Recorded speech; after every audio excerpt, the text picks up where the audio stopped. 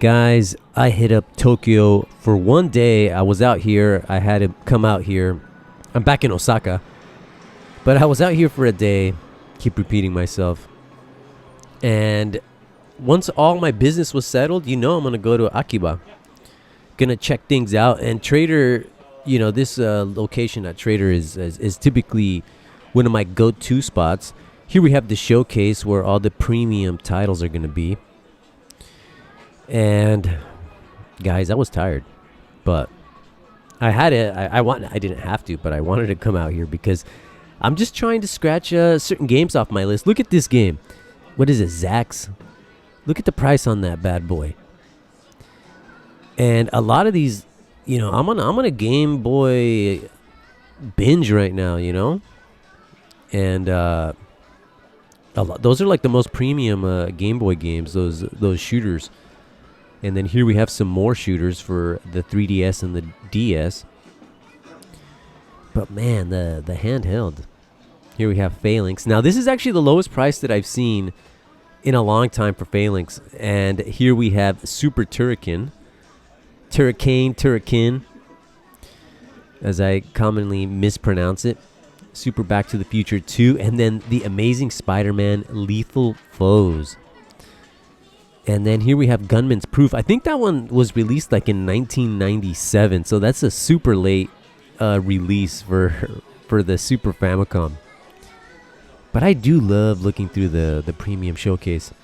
Here we have Mushihime-sama amongst some other high-profile shooters. Here we have Under Defeat HD. That's a great game, by the way. And then we have Radiant Silvergun. This is the collector's box. Now, if you're interested in that, here's what you get with it. But definitely check out Gale because they had the collector's box for 8,800 yen. And all sorts of shooters on the Switch. The Switch is such a legendary little hybrid gaming machine. Absolutely love the Switch. And here's Night Slashers, the remake. Now, I do have the original off of Johnny Turbo's arcade release, but this one, I don't know, the art style doesn't really do it for me. And it's kind of similar to the Streets of Rage 4, which I do have, but I haven't played it yet. I have that for the Switch, but I don't know, that art style. I'm definitely going to give Streets of Rage 4 a go. But anyhow, here we have some handhelds. And the other location that I hit, I only had time to hit up 2 locations. My goal was to hit up 3, but I made it out to Beep. And then after Beep, I came here. And I also wanted to go to Yodobashi camera. I mainly wanted to hit up like the camera section, as there's a few little bits and pieces that I want to purchase. But here we have some junk. And some of those are pretty rough. Now, the AV Famicom, look at that price. That's not actually too bad, considering that, whether you're in the countryside, if that's what you want to call it, or smaller cities, I definitely want this Astro City 5 Mini. Just kind of interrupting myself, but look at this. This thing has a bunch of shooters by aiding. But look at this. Now, that's a bad boy as well. I should have bought that, but... I was heading back to Osaka. I don't want to be lugging things around.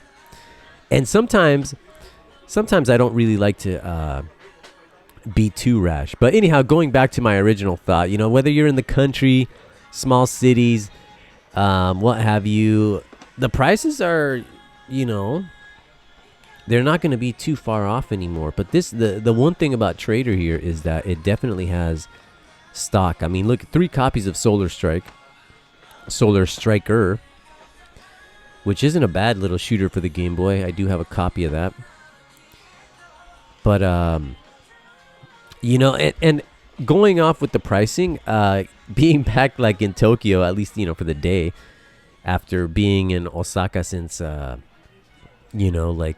since January. I first went out there in December, but I had a small break during the New Year. But coming back here, I feel like the prices are definitely lower in the Kanto region than in Kansai.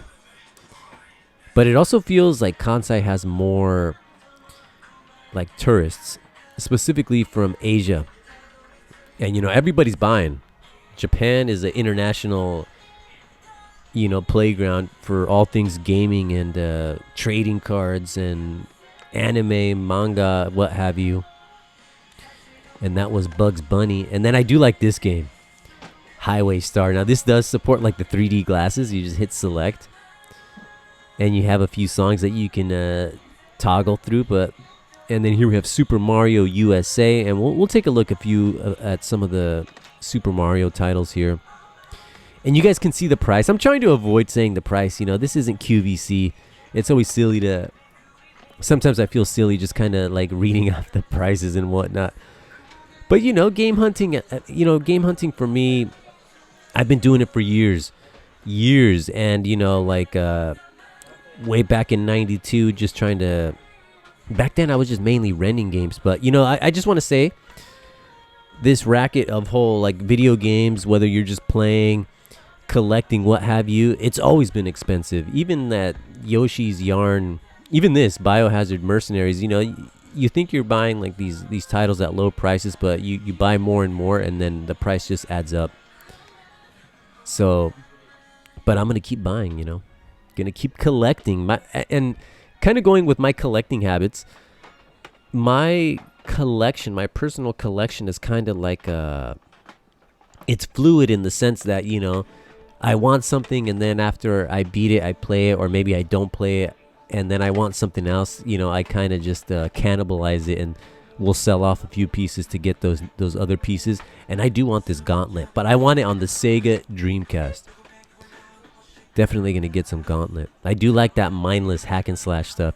Now here we have a copy of Castlevania 64, and it is a little bit rough. And you can definitely shop around for that one. You might even be able to find it for less. In fact, I've seen it for less. And there's a copy of Ninja Gaiden Trilogy for the Super Famicom. Unfortunately, I didn't film it. I just saw it there from the corner of my eye. And then here we have a Street Fighter 02. Now, this is pretty much the price that I paid out in Kobe, which I thought I was getting a deal, but it seems to be the standard price here. But my copy, cosmetically and condition-wise, is a bit better than those there. And then I do love this Zardion. It's been years since I've played it. Now here we have this Darius Force. Now this one has been at this store, including their old location. It's been there for years, since the COVID years. It's been on that shelf for like 5 years. And Super Adventure Island, that's an amazing price. I feel like out here in Kansai, it's more like around the 8,000. But anyhow, let's see, what do we have here? Stardust Suplex. This kind of artwork reminds me of like the Technos art style, which Technos is going to be getting a compilation release on the freaking Nintendo Switch, and I'm definitely going to get that. And then we have the King of Dragons. This is also a part of the Belt Action Collection on the Switch and PlayStation 4, Steam. I believe it's also on Xbox One. We got some Super Donkey Kong action. And then this Twinkle Little Star. Look at this. Now this could actually be good in the sense of the story, but it seems to be like a female wrestler, and that could potentially be good, like story wise. But here we have the Jungle Book. I remember renting this game.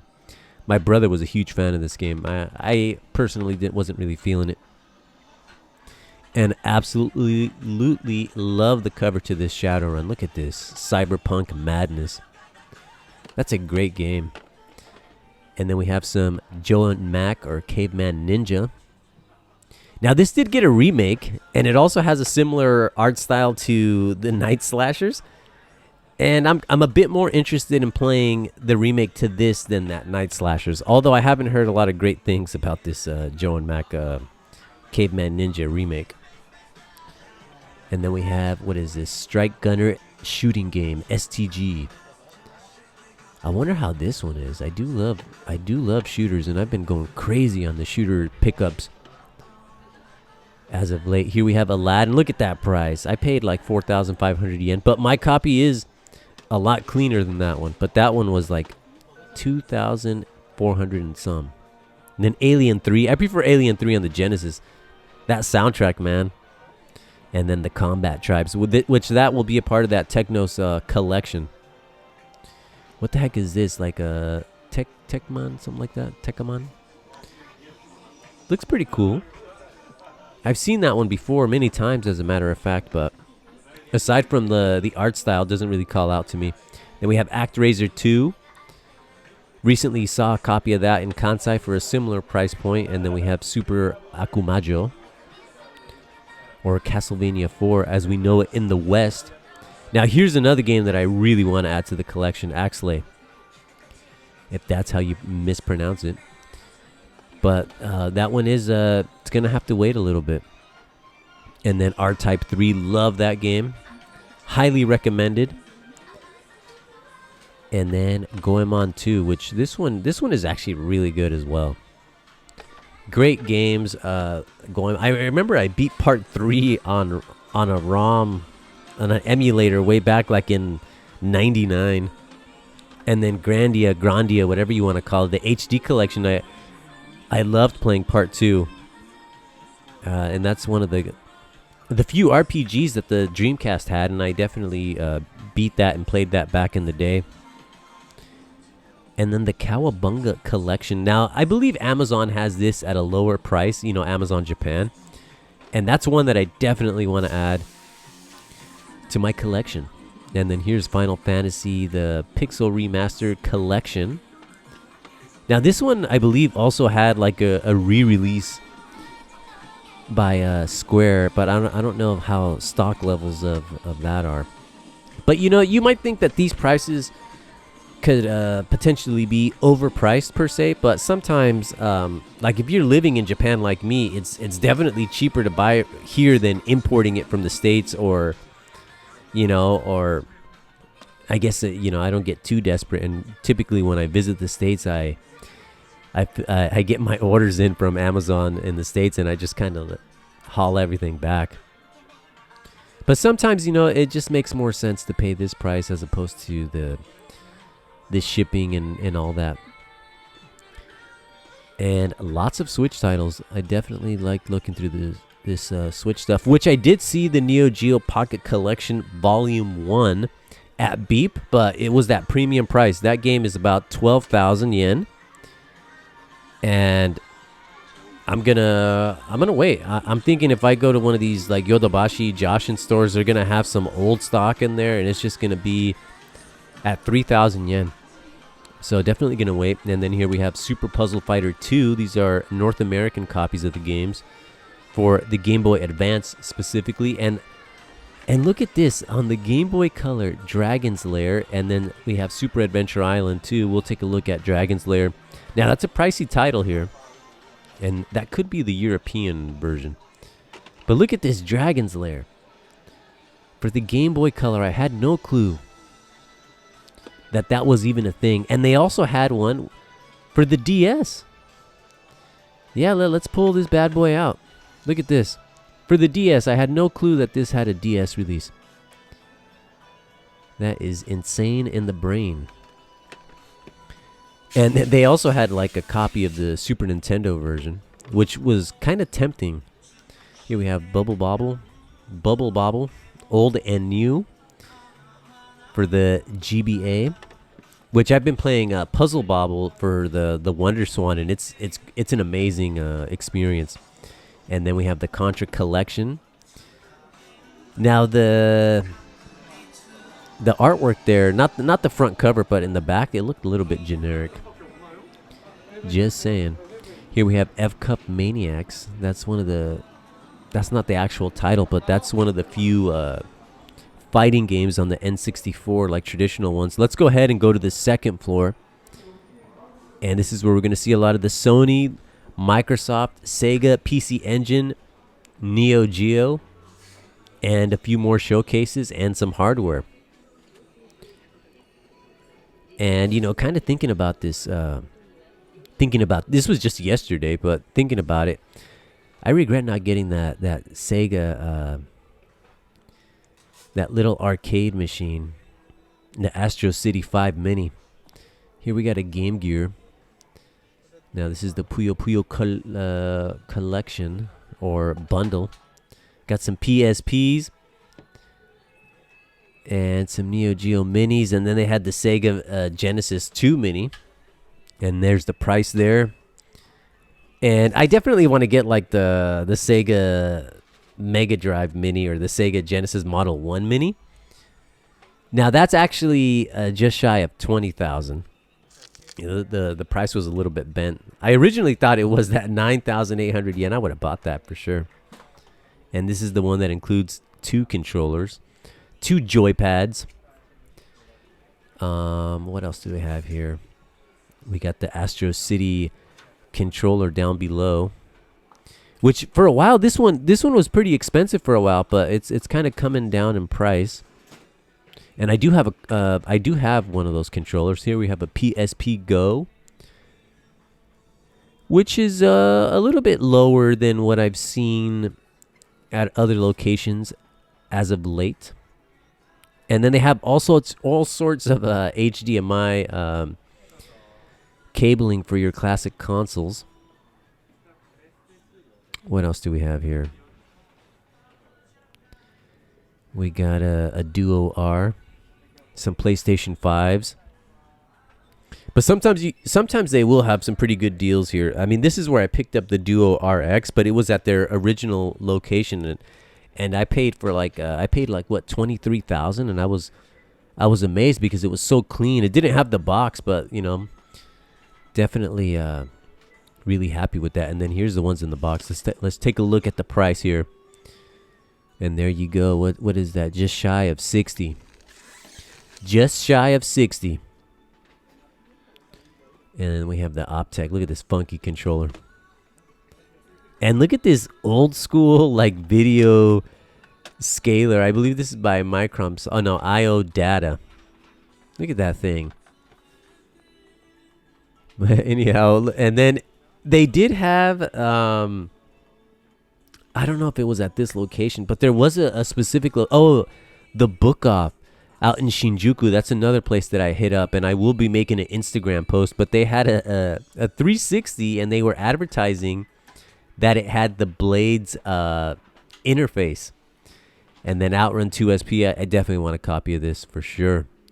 Now it's a pricey one, but Outrun 2 and all its versions, I'm such a huge fan of that series. Love that.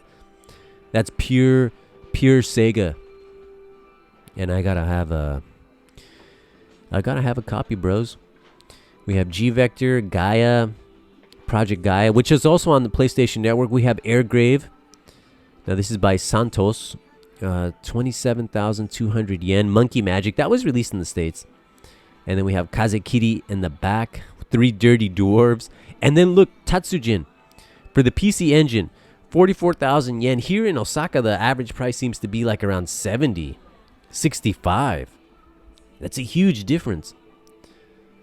And then Waku Waku 7. And this is actually the lowest that I've seen. It's super expensive, but we got some Tempo for the 32X. And then the Punisher for the old Genesis. And look at the price on that. 97,000.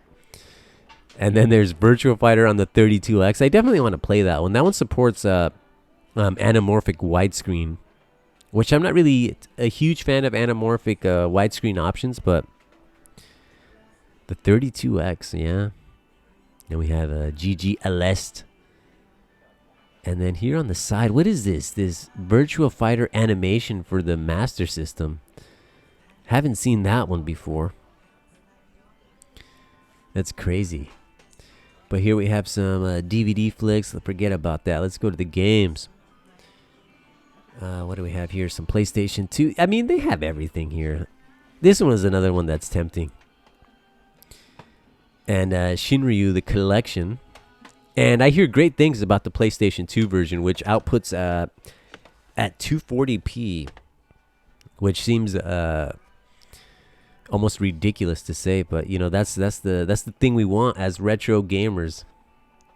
And then we have Street Fighter 03, which I don't see. That used to be such a super common game, but not so much nowadays.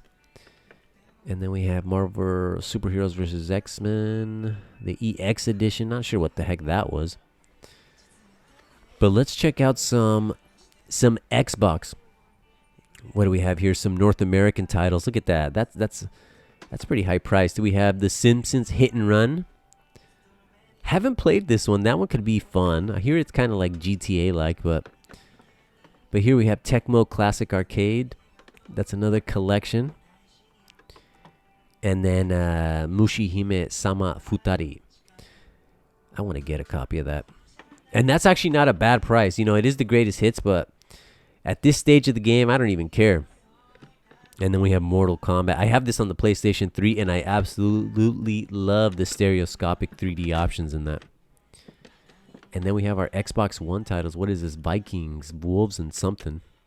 I remember there was a Vikings game early in the PlayStation 3 and 360 generation. And then Soul Cal 4. For 580 yen, you can play as Yoda. And then up top, we have the classic Xbox Maximum Chase. I do have a copy of that. That game is so great. It's so cheesy, but it's so good. We got some Fatal Frame 2. And then the Tecmo Classic Arcade. Now, the Japanese version, you know, it's definitely far more expensive, which kind of makes sense. It is Japan. And then, you know, to play this, you're going to have to modify your system to play it on a Japanese system.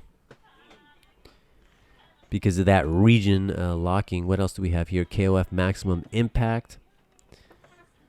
And I heard great things about this fighting game.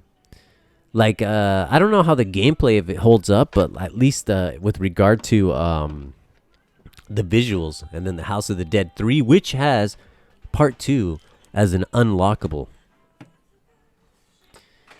And then Dante's Inferno. That's one hack and slash game that I do want to play. It's also available on the PlayStation 3 and the PSP. And here we're just making our way. Got some legendary acts.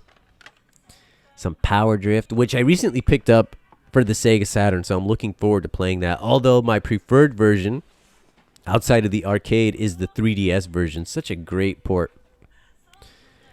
And then here we have Garou 3, Road to the Final Victory. And that's a pretty fun game. I have it for the Neo Geo CD. Although the Neo Geo CD, like right before the round starts, it goes black for like a split second. And then here we have Art of Fighting Gaiden, or Art of Fighting 3. I absolutely love that game. Amazing soundtrack. And I definitely want a copy for the AES. Which is, you know, that's over like... Usually the average price of that one is like over 100,000 yen. And then here we have Galaxy Fight, also available on the Saturn and the PlayStation 1. But they had a small but decent selection of Neo Geo CD titles. Here we have Viewpoint, which I haven't played this one, but I do want to add it to the collection, you know, it being a shooter and all.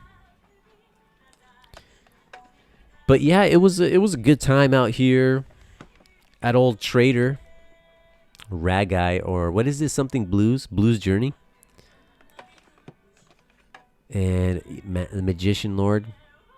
That's another great game. I beat that on the PlayStation Portable, the Neo Geo Station. They had a few titles released for that, and I remember I picked it up for like about $2 off of the PlayStation Network. Which, when I was down here at Beep, I picked up a PSP in the box for about 5,980 yen. And it was a ceramic white one. Or just white, I guess. Here we have our PC Engine titles, which, you know, a pretty cool selection. A nice, healthy stock of them, of titles. Which I had, you know, I had another pickup for PC Engine hardware, which I got to unload some hardware. I recently sold my PC Engine shuttle, and I'm going to have to be selling a bit more. Here we have a jump cut. But when I was out here, I met a viewer. So I just want to give a shout out to Jared from Utah. Seemed like a cool dude out here just shopping, doing his thing. And then here we have Star Wars Arcade. And I haven't played that. And that's a Model 1 game, and I really want to play that Star Wars. You know, I'm not a big fan of Star Wars, but that Star Wars Arcade and Sega, you know, I definitely want to play that. Virtual Racing, and then we have Mortal Kombat. And look at that. Now, the Genesis version is more expensive than the Super Famicom version, which I do have the Sega CD version, but it's essentially the same thing as the Sega Mega Drive version, but it adds loading. And I think it also has like a FMV, like a grainy, blocky FMV of the commercial. And then we have Evander Holyfield's Real Deal Boxing. This guy's a legend. I do like watching those heavyweight highlights from the 90s. And then we have some Bare Knuckle 2. Look at the price on that. I'm telling you, out here it just seems less expensive than the Kansai region. Here we have Hellfire, which is also on the Nintendo Switch. It's part of the M2 Shot Triggers releases. But yeah, a pretty good selection here of Sega Mega Drive titles. And then Task Force Harrier EX. Haven't played this one, and I wonder if it's any good. We have some Tatsujin with its goofy little cover, especially in comparison to the PC Engine version. And then we have some Dai Makaimura. Now that is a wicked cover. A wicked, wicked cover. And then Subterranea. I remember seeing this in the pages of EGM. I haven't played that one, and I wonder if it's any good. And then we have a re-release of El Viento. Which that's another one that I haven't played. You know, that's one of those premium Sega titles. And then Beavis and Butthead, 5,680 yen. Now, this one, I kind of wanted it. I'm not going to lie. Again, I was speaking with Jared, the guy that I met, and we kind of determined that it was, in comparison to what you could find in the States, it's probably overpriced. But I guess when I think about it, for me being out here in Japan, that's going to be the far less expensive option. And then we have the Super Shinobi, which I do want to get the Super Shinobi 2, which is Shinobi 3 in North America. Which I believe I have the North American version. And then again, El Viento. That's such a cool cover too. And then we have some Ballast 3, which is a part of one of the Ballast collections, I believe. Some Quackshot and Outrun. And again, that game here is like 2,000 yen cheaper. But anyhow, guys, that's gonna be it for this episode. We're out at Trader. I'm back in Osaka, so definitely expect more videos out here in Osaka. So definitely more stuff to come soon. So I'll see you all very, very soon. Ciao.